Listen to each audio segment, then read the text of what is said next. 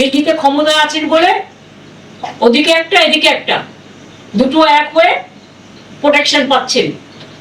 আগামীকাল দিল্লিটা যখন যাবে না, তখন বুঝবেন আপনারা টলমল করবেন, এবং সেদিনের জন্য আমরা অপেক্ষা করব। আমি গদি মিডিয়াকে বিশ্বাস করি না, কারণ গদি মিডিয়া এখন হনিমুন পিরিয়ডের মধ্যে ব্যস্ত আছেন, এবং গদি মিডিয়া টোটাল বিজেপি যা বলে তাই শুনে। বিরোধীরা যদি কিছু বলে সেটাকে অপব্যাখ্যা করা হয়। 29 জনের বিরোধী দল হয়, রেকগনিশন পায় 294 এর মধ্যে। পার্থদা 29 জন পেয়েছিল বলে পার্থদাকে সে সময় দেওয়া হয়নি, তারপরে একজন জিতে গেল, 30 জন পেল, তখন পেয়ে গেল। আজকে 79 জন আমাদের জেতার পরেও বিরোধী দলের নেতাকে, মাননীয় এক্স স্পিকারকে তাদের বসতে হচ্ছে বারান্দায়, আর আপনারা গাড়ি চড়ে সুখনিদ্রা দিচ্ছেন। লজ্জা করে না? সবটাই তো নকল, সবটাই তো টুকলি। এইভাবে কোনো রাজ্য চলতে পারে না। কাজে এই লড়াইয়ে অনেকেই ভয় পাচ্ছেন, অনেকে ভাবছে আমার চাকরিটা কি হবে, আমার ব্যবসাটা কি হবে, আমার কাজটা ঠিক মতো চলবে কিনা, আমার সেন্সর বোর্ড আমার সিনেমাটা ক্লিয়ার করবে কিনা, আমি প্রোগ্রাম পাবো কিনা। আসলে আজকে তো আর সলিল চৌধুরীর মতো একটা লোক নেই, সত্যজিৎ রায়ের মতো কেউ নেই। অমাত্য শুনো বেচারা প্রতিবাদ করতে করতে তার জমি, তার ঠিকানায় কেড়ে নেওয়া হয়েছিল। সুতরাং বিদ্যাসাগরও নেই, রাজা রামমোহন রায়ও নেই।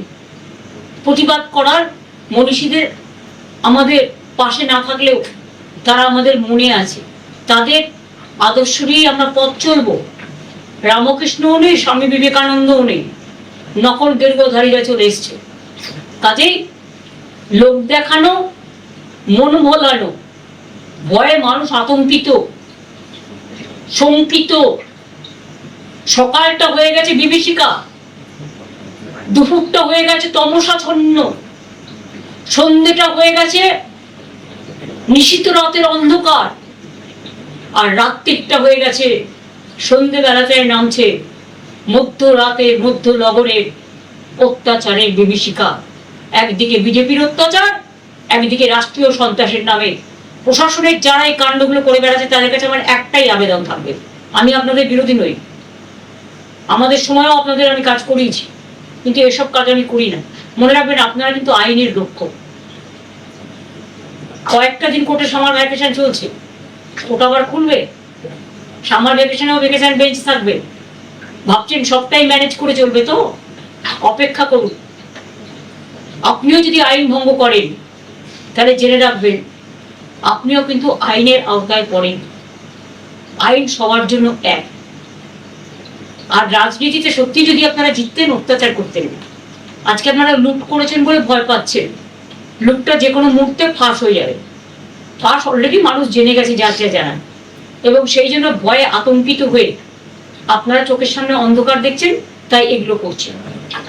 ফলো করুন টিডিএন বাংলা, সত্যের পক্ষে খবরের আওয়াজ।